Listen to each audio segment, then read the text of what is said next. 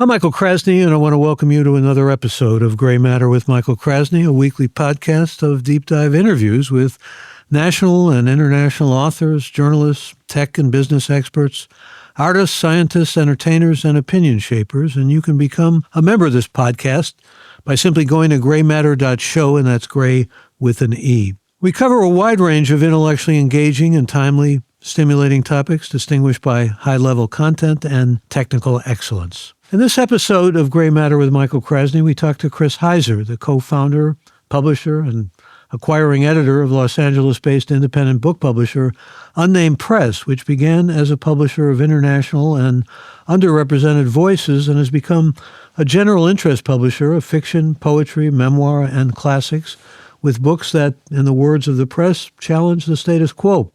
Chris Heiser is a graduate of Occidental College with an MA in Comparative Literature from NYU. He worked at the Los Angeles Review of Books, New Press, and John Wiley & Sons, and I welcome him to Gray Matter with Michael Krasny. Thank you, Michael. It's great to be here. Great to have you here, and first of all, congratulations on really the work that you've done and the press and its success, and we'll talk about all that. First, a question that you're probably asked too frequently, but I'm going to ask it anyway. I know it used to be Ricochet Books. Why did it become Unnamed Press? We were literally unnamed by some litigious poets at a local university who we happened to start around the same time, and it was a poetry chapbook imprint that had the same name, and we were putting our first books out at the same time and got a cease and desist letter from the litigious poets, and we decided to, after a couple rounds and letters, decided to just rename ourselves, and this is what we came up with. Litigious poets sounds almost oxymoronic because they don't usually have a lot of revenue to get into litigation. No, it was surprising to me too, but they were at a pretty wealthy university, so. Well, you've gotten a good deal of good press. You've had some bestsellers, but it's been a pretty huge mountain to climb. I mean, to be an established press, especially given the fact that there's been a real diminution of readership, and there's been a sense of independent presses often really struggling, and you've struggled. Mm-hmm. Oh, yeah. So let's talk about what's been successful and why. Yeah, I mean, I think the biggest challenge with being a book publisher now is that we are competing with all kinds of media, and I think a lot of times people are asking us about ebooks or Amazon, or reading in general and the decline of readership. And really, it's more that, like all of us, we are all flooded with media, entertainment, distraction, and that's what our competition is. Quite frankly, it's Netflix, and it impacts not just how we as publishers try to compete for readers and audience. It impacts how authors are writing books, how new authors are trying to become storytellers, while also thinking about the rest of media that's all kind of going to inform how they become storytellers. Do you become more multimedia as a result, or do you feel that kind of thing as an incumbent part of the process? Yeah, I mean, we are certainly multimedia, but we really try to keep the main thing, and make the books as objects what we do. So then we do other things. I'm in this recording studio that is the studio of another great LA-based press called Rare Bird, who also produces a lot of music, and we collaborate on record and vinyl projects. You've got a bookshop, in fact, that you've collaborated on, right? We also have a bookshop, yeah. Yeah, so I mean, there's a lot of expansion going on different levels, and we go back to the original purpose, mission, and vision, and all that, challenging the status quo. That's still part of your vision? More than ever, I think. Yeah. How does that work in terms of the acquisitions and what you put out there to the world? We're pretty traditional in the sense that we get manuscripts submitted to us from agents, mostly New York-based agents, and we are receiving typically the manuscripts that haven't sold to big five publishers. So we are in a community of independent presses, from large ones like Grove Atlantic to smaller ones like us to even smaller ones. And we are considering, we typically are looking at agented submissions, but sometimes we are getting things from the slush pile directly submitted. Over the transom, as they used to say. Over the transom. Yeah. I like to say, I am a weirdo who loves to open an attachment from somebody I don't know. Which is almost an invitation to people who have difficulty, let's say, getting any eyes on their work. Yeah. Yeah, we certainly do not. A lot of publishers are a little skittish about it. The thing is, we get such a volume coming into that through that transom that we miss a lot. We're not seeing everything, but we do our best. Well, when you say that you want to challenge the status quo, though, I know that has to do with underrepresented voices, and we'll get into that because I'd like to hear what you have to say. But how do you measure impact? Like, I was looking at your Instagram, and it said, "We demand the release of Muhammad Khalid," and talking about the threat of deportation. These are strong political sentiments, to be sure. I don't necessarily have to parse them, but you want to measure impact clearly in terms of challenging the status quo, and you've got a political bias that's clear. Well, we're independent, so we aren't beholden to corporate overlords or anybody else. We do what we want, and certainly with the case of Khalil, he is a person who was simply expressing his opinion in America, and not a criminal, legal resident, and he was abducted. He has been transported across state lines, and he remains imprisoned for simply stating an opinion. And in terms of what we do as a press, that was certainly our lane to make that statement. There's a lot to be upset about in the world today, but for us, that certainly was something that we felt was in our lane, and we felt morally kind of compelled to make that statement. Well, you talk about uplifting the unlikely. That's a phrase that is sort of stuck in my mind. What does that mean to you? Does that mean DEI, for example? We never had any DEI policy at Unnamed Press. We simply were, at the time, we were the co-founder, Olivia Taylor Smith and I, we both were working at the LA Review of Books together. And quite frankly, we were sort of bored with the regular books we were seeing. So when we started Unnamed, we were just drawn to certain kinds of books, and the authors were very diverse from all over the place. But we certainly weren't counting. We weren't trying to create a stable of all women, gay, people of color writing these books. We certainly have. That's not what we do. We have all kinds of writers, but we were just attracted to different kinds of stories. Well, you publish poetry too, which is kind of brave these days. There's a limited audience for poetry. I mean, just people, one could say almost coterie in terms of those who read and publish and write poetry. I have a friend, for example, who constantly complains to me about the poetry in the New Yorker. He says, "Where's the old-fashioned, villanelles and poems like that I relished and I loved? I don't see them anymore. I see poems that are, frankly, politically correct," is what he says. Is that same kind of onus on you to some degree? I'm not too involved with the New Yorker and what they're publishing in poetry these days. But we started poetry as a line of poetry books. It's not another separate imprint, to occasionally put out books by poets that we were excited to collaborate with. So it's an opportunity-based project to put out beautiful books, physical books, by people we like and admire. How important is the way the book is physically, the way it looks, its aesthetics, if you will? It's extremely important for us. Is it important, do you think, for the readers as well and the purchasers? That's what we've learned. I mean, since, I was in New York publishing in kind of the late 90s, when people were very concerned about ebooks taking everything over, and we were watching what was happening with the music industry and the digital takeover of music IP and what that meant for the value of a record. And we watched the music industry, quite frankly, completely reinvent itself, kind of collapse under what happened to free streaming music. And the book industry fought that model because they knew they didn't have performing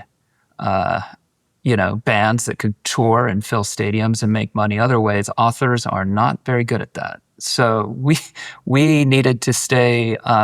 Book publishing needed to keep books as books, objects. And what we've learned is that people still love physical books. At the same time, on the subway or in terms of practicality and convenience, people also read ebooks a lot, and that's fine. I love the feeling of a book in my hand and looking at a text, and I think there are a lot of people, especially my demographic, who feel that way. Yet I was just recently in Hawaii with a friend who keeps hectoring me and saying, "Why don't you have a Kindle? You carry these books with you; they're burdensome. You could just have a Kindle, and you don't need to take books with you on trips and so forth." But I prefer it, of course. It's just a preference.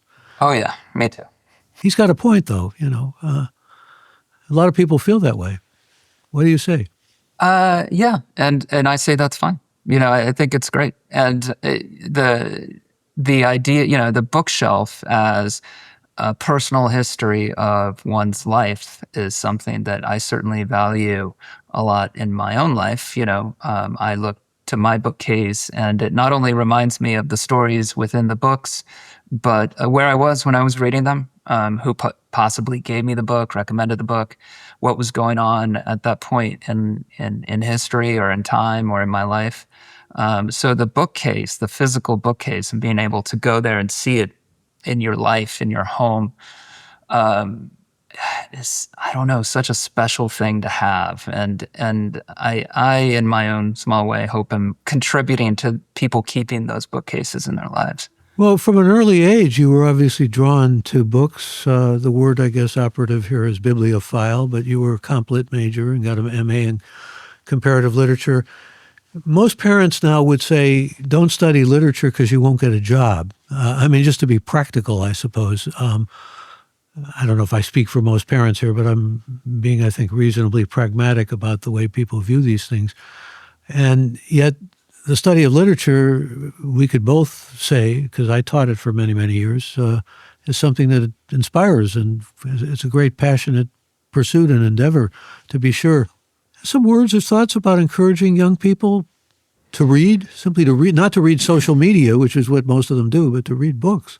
Yeah, long form reading, deep reading, seems so important now. I am heartened and encouraged by the people that work at Unnamed Press who are much younger than me. Jaya Nicely, Allison Smith, Cassidy, Kool-Aid. Those names are people who help us, who run this press. And they are in their 30s, even in their 20s. All pretty impressive, I should add, but also maybe anomalous in their accomplishments and impressiveness. Yeah, I think very. But the thing is, in terms to answer your question, I'm heartened by the youth of our readership, our audience, the young authors we are publishing, and the people who keep wanting to read books. Young people want physical books. It's a lot, people our age, older folks. We're often the ones on our ebooks or our Kindles or our iPads. I find that the younger people in their 20s and 30s are often the ones who are really excited to be in our bookstore or excited to be holding a physical object that we've worked hard on to make beautiful. And initially, and to a great extent even now, you've covered a lot of ground, a lot of terrain with international books and global books, which often involves translations. You lose a lot in translation. It's an old cliche, but lost in translation. Thank you, Sophia Coppola, and so forth. How does that work for you? Well, that's something, it's something that I came out of from my terminal MA at NYU was a love of international literature. I had a certificate out of that program with the renowned translator Elliot Weinberger, who on literary translation. And I found it fascinating. And I grew up in a bilingual household speaking Spanish. My mother was a huge reader and an artist. And so she was reading in English and Spanish. And I was learning about translation from the time I was a little kid. So it was really natural to me when I got out into the world and started seeing the opportunities to be a publisher, to focus on books from other places. I have a young man who is a banker who is married to someone in my wife's family who has asked me one question in all the years I've known him, which is, how many books have you sold? And that often becomes he's a banker, as I said, but that often becomes a kind of touchstone in many people's minds to success. We did a podcast last week with Scott James, whom you may know, who wrote for many years for the New York Times and has published novels as well as nonfiction. And he said to me, 10,000 books, that's a real success. 100,000, that's a great success. Always thinking in numbers, though, as a publisher, aren't you? You have to. You have to. As a lot of technology has helped us manage inventory, manage print runs more carefully. Like as larger presses as well, and big five publishers do too, we have a much better ability to be more cautious on print runs, not have to take big swings, but still get books out there effectively, and then respond to demand. So yeah, it's about numbers, but we can also cover our risk a lot more effectively than the old days where you had to just, print 5,000 or 10,000 or 20,000 books. Cover your risk means what? Exactly. Meaning we don't have to, a typical print run for us for a debut fiction writer is 3,000 books. And but if that book takes off and we sell out, we can easily go back to press and get more books out into the marketplace. But you have to market it. And now there's always a question of how and what are the best ways to market. I've heard authors say, I got really good reviews and it didn't necessarily sell books, or No. I'm trying to work on social media, but these young people aren't interested in my work because, I see things from a different vantage point or whatever. I mean, there are all these kind of things that you have to play like you're playing the horses almost or something. It's all hard. Right now I heard from a major nonfiction literary agent how hard it is to just sell a nonfiction book these days because the nonfiction editors don't know what people want to read in reality anymore, about reality anymore. They don't know what topics will sell at all. People have, understandably, maybe lost their faith in facts. So fiction, in some ways, to me, is a safer bet sometimes, and always honest. You can always trust fiction to lie to you. Marketing is something that really puzzles me. It's an enigma to me. I mean, how you market something, especially when you don't know who you're aiming the market at. I mean, there are certain demographics that can be clearly outlined in terms of their taste and what they want, but at the same time, it's kind of a guessing game. It's intuitive almost, isn't it? Yes, and luck. You put enough books out there, and like all entertainment businesses, you're kind of a hits-driven business. If you have a hit, you can keep making the other books or the other records or the other movies. And we're certainly in that business. We just have to, put the books, we get to do the books we want because we've had enough books do well enough. Yeah, marketing is an enigma. We don't have any answers at all. What we tell our authors is don't try to manufacture a presence you don't have. Be authentic. Be authentic. And as we assess authors who come through the door or people we're considering, we want to see that authenticity, that they understand what it is. As long as they understand that, we're willing to take the risk. Well, the distributor plays a central role too, and you have publisher Group West, which is a pretty good distributor.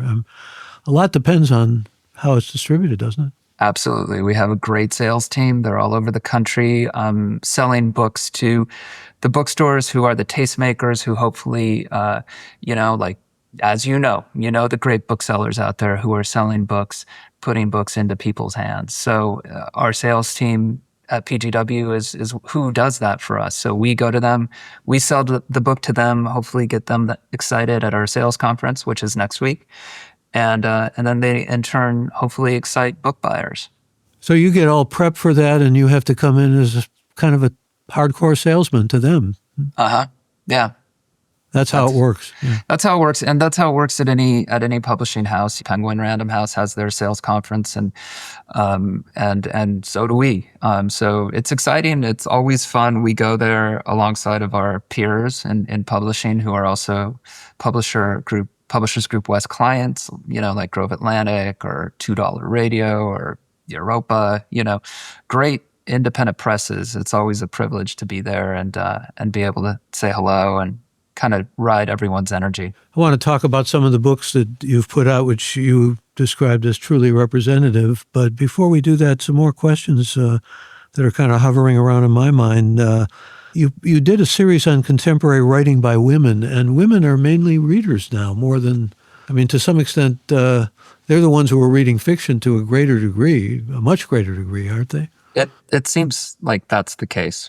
So are you aiming at that population of readers mainly, or is it, again, that you want to represent women because they've been underrepresented for so long and not a part of the, shall we say, traditional publication? We didn't have any marketing intention. We didn't identify that segment and say, oh, that's who we want to package up and market out because there's an opportunity there. But we were attracted to a certain kind of voice.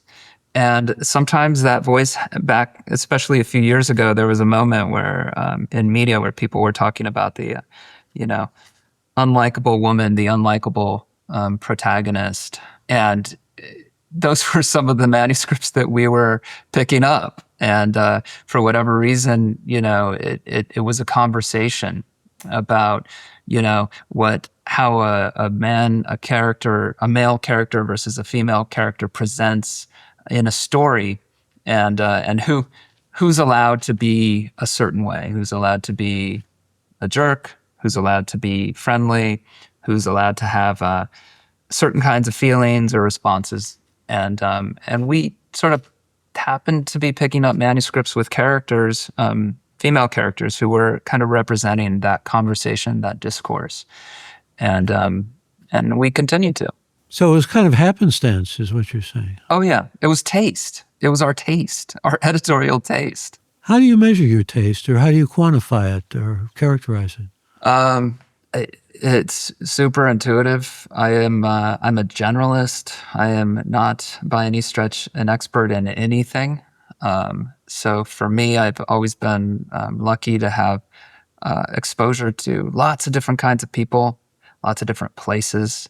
And so and that's what I bring to my editorial work and my publishing work.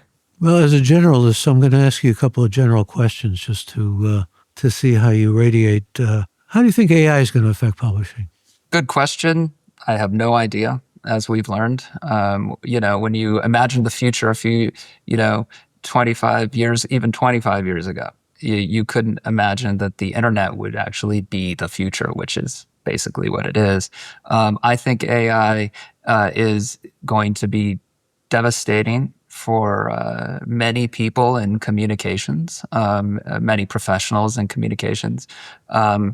At the same time, I think for us as very much human committed collaborators, it's an opportunity because more and more the value of what we do will continue to rise. So in terms of what we do, I think it's not a concern. But in terms of the world and how AI creates voices, creates media and content, it's pretty scary. Yeah, it is scary. What scares you the most? Wow, that's a big question. Truthfully, the a moment, the uncanny moment where we can't ever be certain of anything. And maybe we're already there. That uncertainty, yeah, Yeah. that is frightening. I'll tell you something else that's frightening. I like your thoughts. We don't necessarily have to go into the deep, dark woods here, but it weighs on me.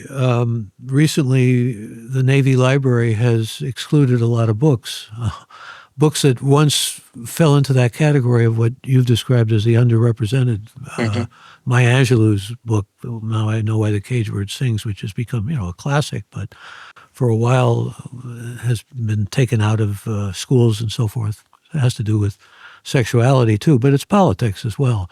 And that seems to be on the minds these days of those who are in the positions of power, Mm-hmm. excluding books that once were considered a really important part of getting into the canon or making their way into the canon. Some reflections from Chris Heiser on all that? I'd love to hear your reflections, Michael. I Well, don't I know. told you it's scary to me. I don't like censorship, and No. I find it very uncomfortable. Yeah, it's extremely uncomfortable. It's not normal, and how we respond to it should not be normal. Business as usual. I think that's where we're at. We're in a moment where the response has to be very different than how we've responded politically in the past. I put politics. There's been an effort to make the word politics a bad word, a nasty word. It's a clear agenda item by certain powers that be to kind of vilify the whole idea of politics so that people feel disenfranchised from their political agency.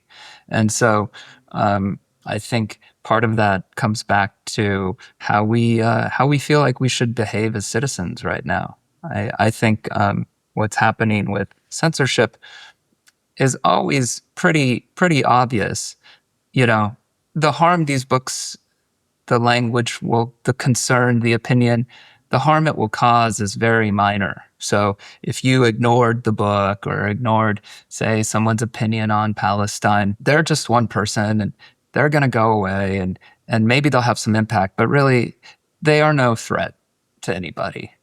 So what's the agenda on say, arresting somebody for having an opinion or taking a book out? It's to scare people, to limit people, to shut them down, and to get them to think twice. It's also the hallmark of totalitarianism or Oh, fascism or whatever you want to label it as. Yeah, oh, it's that too, isn't it? Yeah, yeah. it's how they operate. Mm-hmm. Well, let's talk about these books now that you sent me. Thank you for them. Sure. Truly representative books. One is a novel by Edith Wharton, which I confess, even with a good deal of knowledge about Wharton, I was not familiar with. Twilight Sleep, published in 1922. And hey, it's a novel about the privileged, Chris. It is. It is. It's satire. I am about the Jazz Age, I guess, and it's a later novel by Wharton. It certainly wasn't one I was familiar with either. This was a selection that came out of our idea to put classics, to curate classics for ourselves. There's some great lines of classics, of classic books that most people are familiar with. The Penguin classics, obviously, and then the New York Review of Books does kind of modern, more contemporary classic books, a lot of modernist texts, and we were big admirers of both. But we also felt like there was room in this area to grow, and I certainly felt that. So, our editors, Brandon Taylor and Allison Smith, they created Smith and Taylor, which is an imprint of a classics imprint. And the first book we did was Wharton's Twilight Sleep. Yeah, let's talk about that. But before we do, of the other books that you sent me, or that your house sent me, I noticed that with the exception of the Wharton book, well, the two people that edited are, as I said, very impressive on paper, but all PhDs. Now, I'm a PhD, and I don't want to necessarily think of those of us who have PhDs as being an exclusive club, but there are many who do. And there's a kind of academic, it's not even a patina, it's an aura that hovers around those of us who have gone that route. And these are pretty much academic people, right? That's Is that a so bias? Is that that is so interesting. I did not. I had no idea. Truthfully, had I known, maybe I would have sent you different books. No, I had no idea. But you're right. You're right. That is an academic group. Typically, we have all kinds of authors. Certainly not all PhDs, but that's an interesting observation. Well, it's also an interesting observation that it's a potpourri of books in terms of what the books deal with and the spectrum, really, that they represent. So let's pin it down a little bit. We'll talk about these books, but why are these truly representative, or why were they in your mind? Well, let's see. I sent you A Certain Hunger, which is certainly our bestseller for the press. It's about a foodie serial killer set in the 90s, written by Chelsea Summers. Who has a PhD in 18th century British literature, just for the record. Yeah. And it's a psychopathic killer, though, too. I mean, these are books that it kind of always strikes me that why are so many of these books become bestsellers? Well, she's a fantastic writer. She's got a great voice. She had a great story to tell. And when we published that book, it was the election. It was the second. It was the Biden-Trump election, and we didn't know. No publisher knows what to publish at election time and around certainly presidential elections. And we had this book that was just so great. And in terms of the voice and just a fun read, and it was a debut author. Chelsea had written quite a bit for magazines. It was based partly on her experience. So we thought, what the hell, you know? And what happened was we published it in hardcover, sold through 2 print runs, sold about 8,000 books in hardcover, and got some great reviews, and people were certainly resonating with the book. You know, there was anger in general, and it was appealing, and it was the idea of it was kind of a woman's, and it was an American Psycho for women, kind of. You know, that was sort of the read, and there have been many books, kind of very similar, that have come out since then. With similar kind of pitches, and we moved it quickly to paperback. And Chelsea really wasn't on TikTok, but TikTok Book Talk reviewers picked it up, and then Barnes and Noble picked it up, and the book took off. And so that's the story of how you market a book accidentally. Well, I don't want to give any spoilers here, but I think you can also market a book by saying a woman kills her lover with an ice pick. I mean, that too. It does grab attention. You know? My favorite part of that book are the food descriptions. She's a great. She's food a culinary, really a powerful culinary expert. Really. Yes, for sure. I mean, so that combination of a woman, violence, food. It's a recipe for success, I suppose, in many ways. Yeah, I mean, I think she was really kind of picking at or kind of pulling back on this idea of just really irritating men.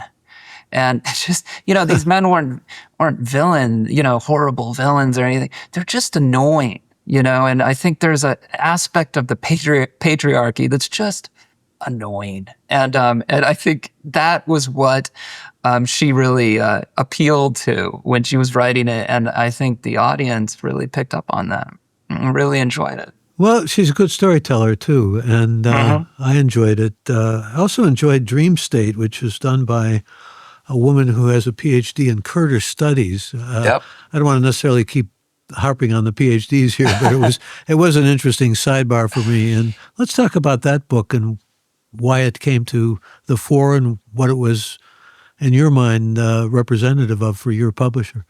Yeah, I mean, I think that was such an exciting project that it was one of the reasons when we were thinking about launching poetry and doing poetry, which we hadn't really ever done before. Um, she that was one of the opportunities we thought to make a real difference. It was such a fascinating project. She's a language preservationist. She's been working on the ground in Iraq for 10 years. Teaches in Iraq, in fact, doesn't she? Mhm. Yeah. Yeah, and just collaborates with a lot of the Kurdish language preservationists there.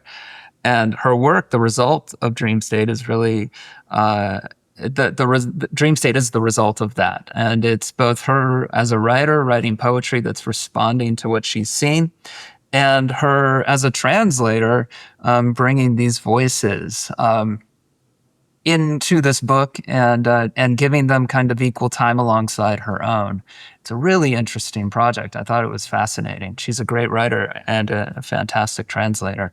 And so it's just about the experience of hearing And that was a book humanizing that people. pretty much you decided upon, went through the Chris process, so to speak.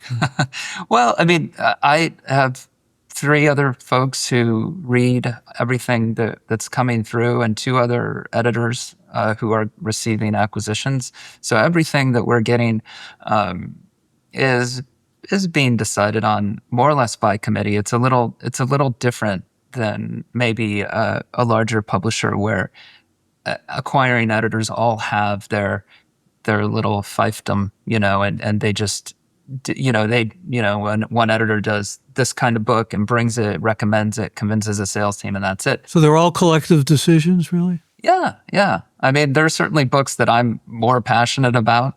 There are books that other editors are more passionate about, but we're all reading together and we're all putting the books out, I think, collectively. What happens when one editor is passionate and the other editor is just the opposite?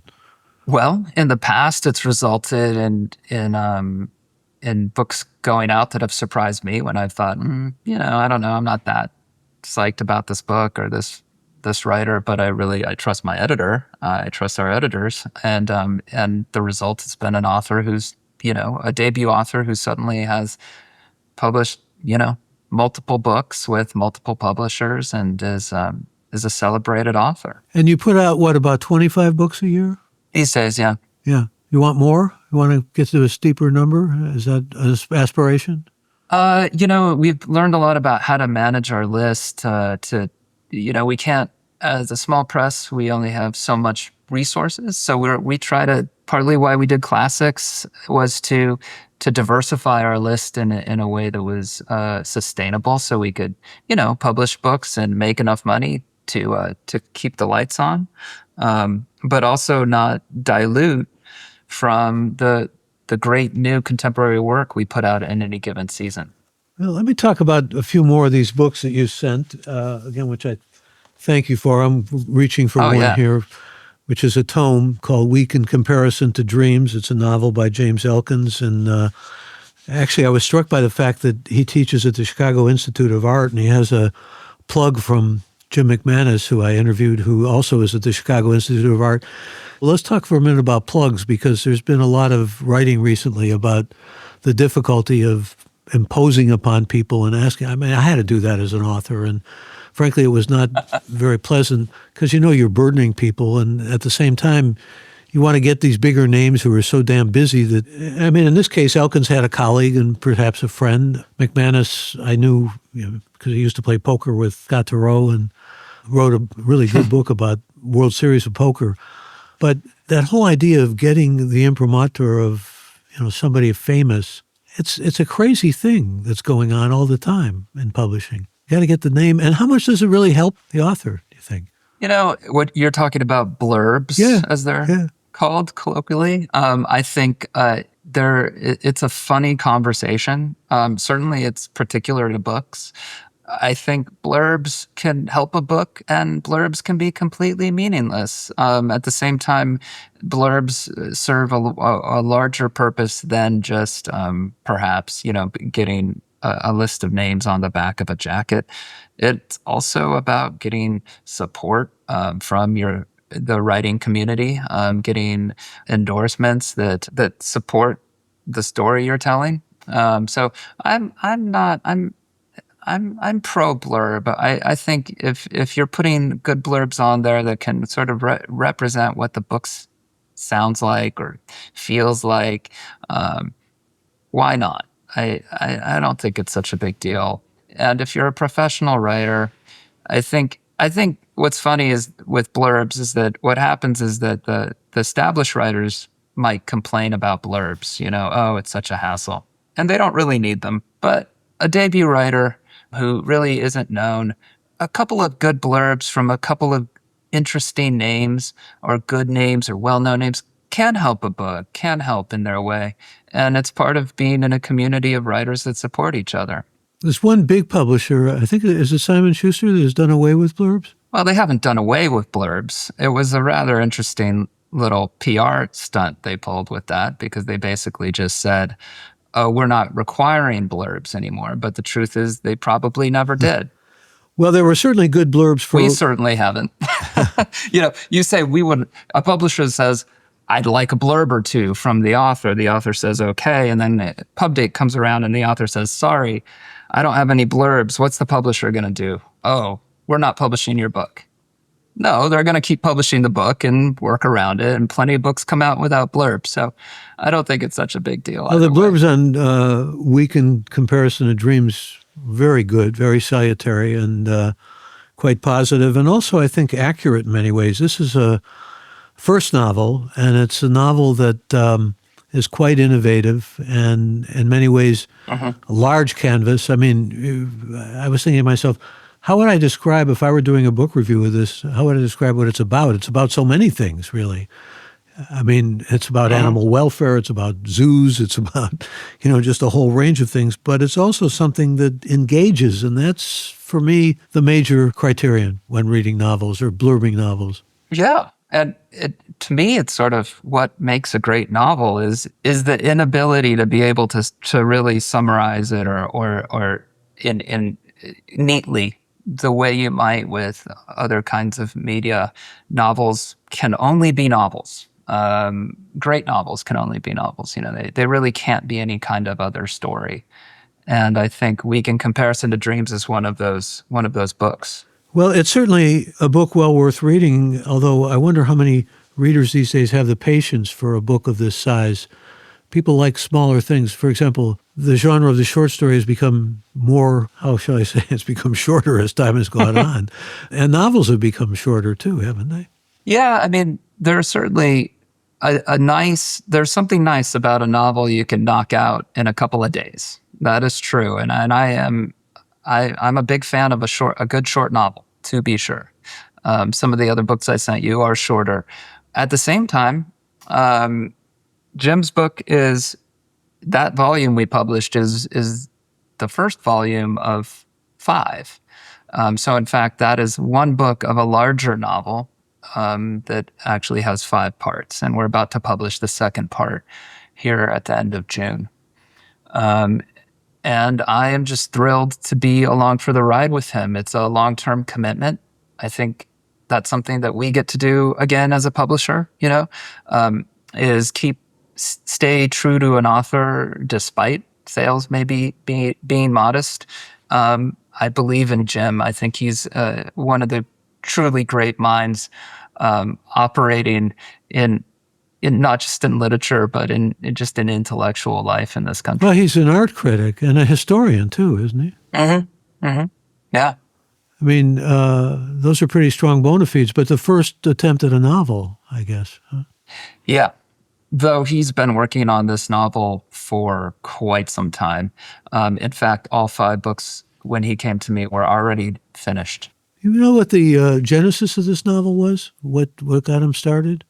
I'm just curious because it's about a guy doing kind of bacterial research initially, and kind of locked a guy who was much more comfortable with the bacteria than with humans, and I think no, I don't know how Jim initially what the kernel of the novel was. I know that Jim's always been fascinated with 2 things: how information and science and language interact and what the difference is between them. So, like, what is the difference between art and science? What is the difference in how you measure relative truths?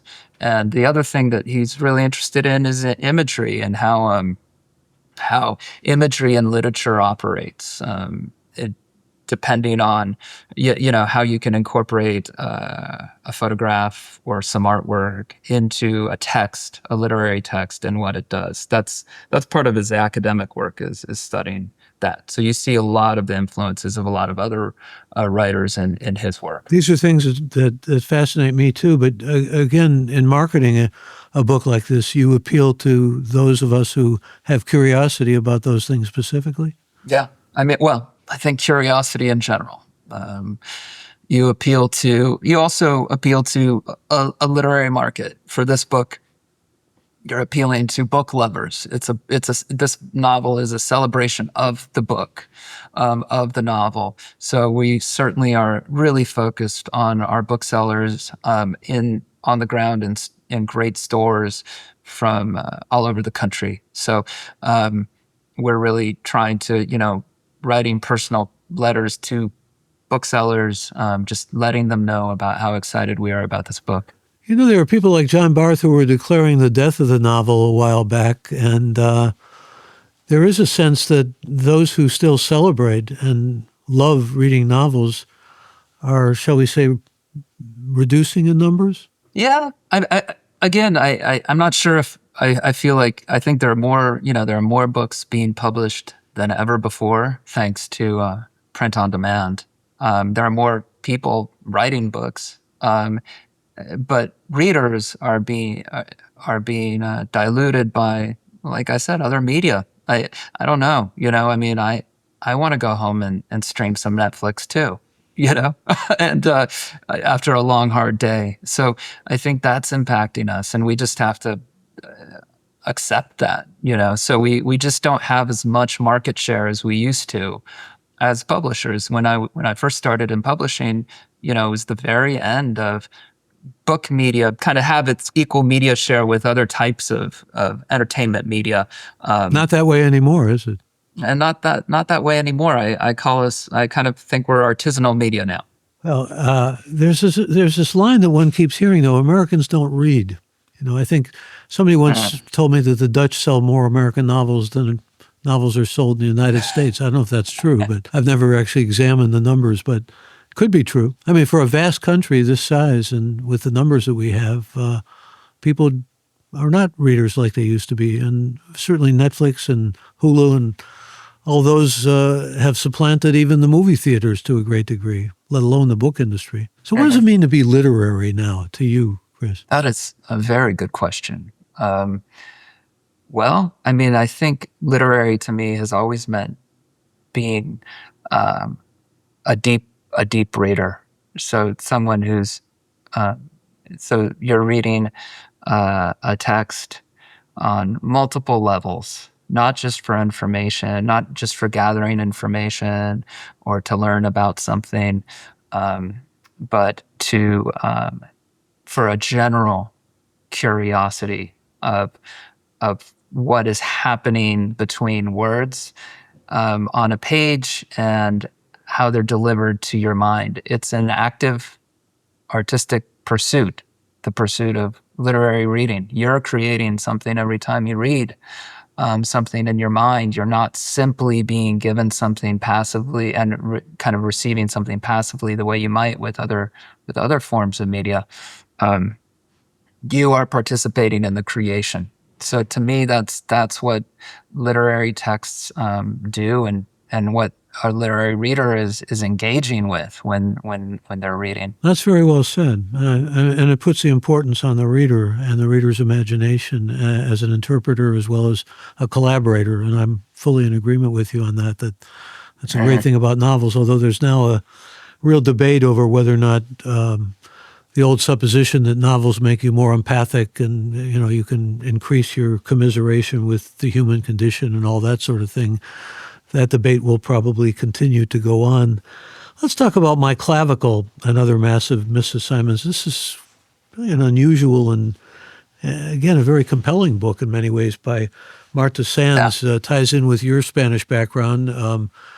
She's a kind of a leading Spanish writer. Where did you discover her, or how did she discover you? That was an agented submission by her um, agent, and at a big agency, Avitas, Maria Cardona, a great agent, and who I see on occasion in Frankfurt. And I don't know if we talked about this book last time I was in Frankfurt, but she sent me the manuscript, and I was thrilled by a couple of her books. And so when we went ahead and signed Marta, we decided to sign her for two books.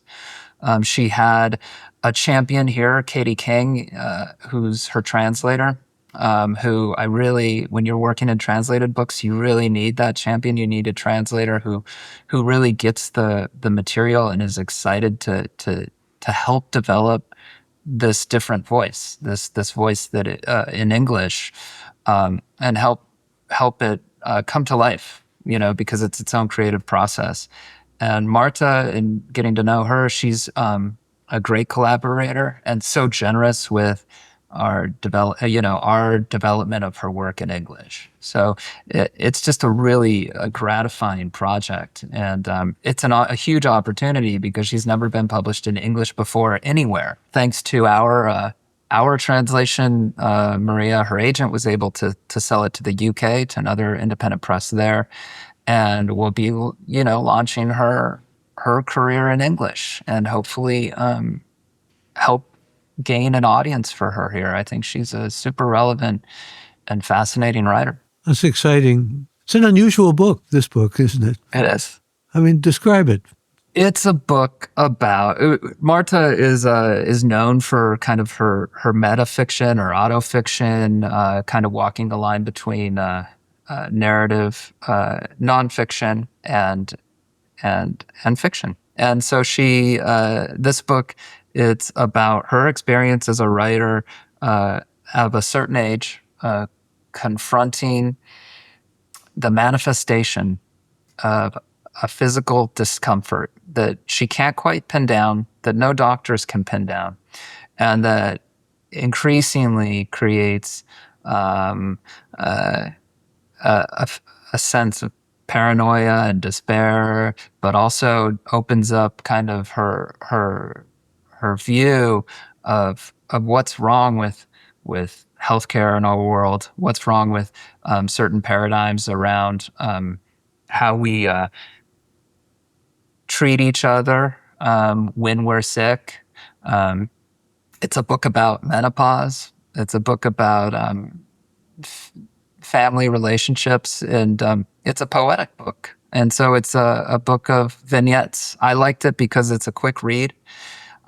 I love the cover of our book. I think our director Jaya did a great job on this book, and it was a super fun to help translate this book with Katie and edit it, because the voice was so casual, yet so wonderfully poetic, and it's a big challenge to bring that into English and make it sound appealing and authentic. It's a project. Maybe it's your Spanish background, but I'm struck by the fact that this sounds like the book you're most proud of these five. I know they're like different children and you don't want to show bias, but at least that's what's coming across to me. No, that is not the case at all, Michael. I would never choose. I am excited because it is a new book that we just got the advanced review copies for. So it's the book we just kind of delivered it, so to speak. So I'm the most excited that way because I physically had it in hand most recently. It's the newest in that sense, or the most recent. Yeah, exactly. Can you describe the cover? Because before we're going to be visual soon on this podcast, but we're not now. This is just an audio podcast for now. I have to apologize to one of our regular listeners who used to read lips because of her hearing problems, but we will be back soon. But it's an unusual cover. Can you describe it? It is, and I don't have the photographer's information on me for that book. But it was our art director discovered the artist, and it's something we do quite a bit. Is that we work with fine artists, photographers, painters, um, uh, to ask for their permission to use their work on our book covers.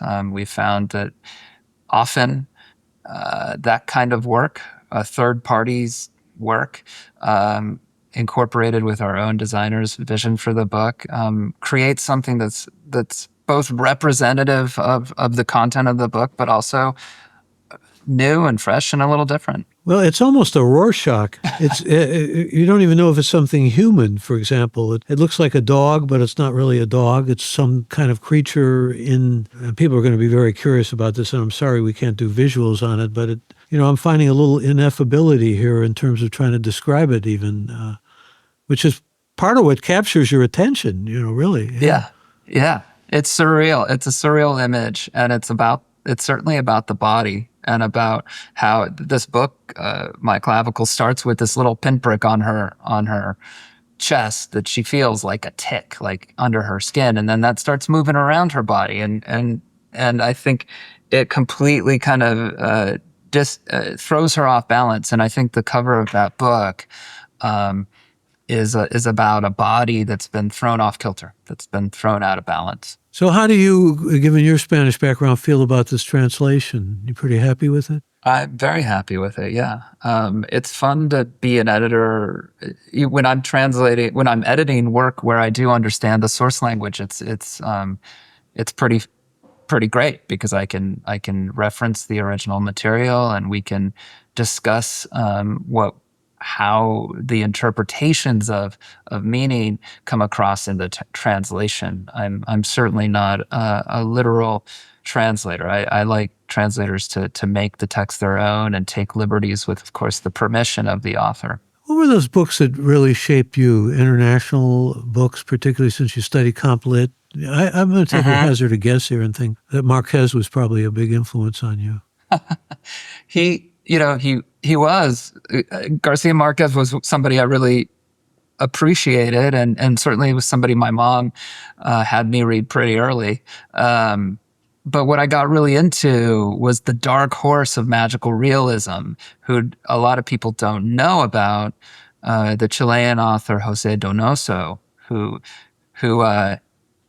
I don't know. Are you familiar with that writer? Slightly, because Isabel Allende, to drop a name, is a close friend, and we've talked about him, but I've not read enough of his stuff. So good.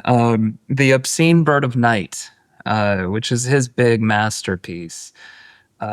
Such another kind of really hard book novel to synthesize in one word, but or kind of discreetly. But he was the writer I was really excited about in grad school, and was reading him and trying to translate him, and he's kind of the other side of the coin, so to speak. So just a little bit of time left here, but what was the transition into publishing? How did that happen for you?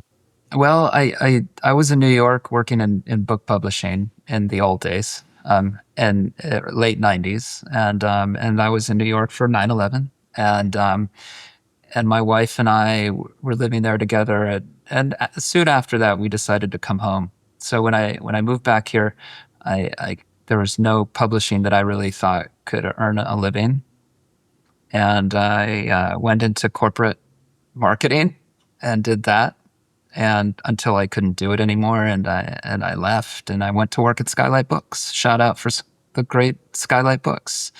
And as I was doing that, I got to know people who were publishers, who were publishing independently and doing it well and getting national attention for their books in a way I was really impressed with, and making beautiful books. And that inspired me to start the press. Well, you've achieved a lot, and I hope you will continue to make beautiful books, and books that you can be proud of, and books that will be warmly received, and also make the cash registers ring, just to be practical and base about it. Let me also thank all of you who joined us for this live episode of Gray Matter with Michael Krasny, and all of you who will be joining us on Apple, Spotify, or on our website at graymatter.show. And if you aren't yet a member of the podcast, I invite you, in fact, urge you to join by going to our website at graymatter.show, where you can find all previous episodes of Gray Matter with Michael Krasny.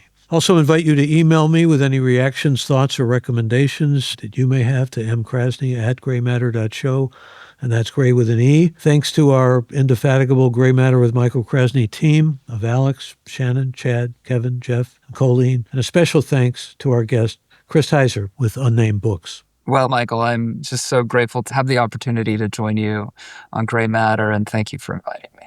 I'm Michael Krasny. Bandwidth for Gray Matter is provided by CacheFly at CACHEFLY.com.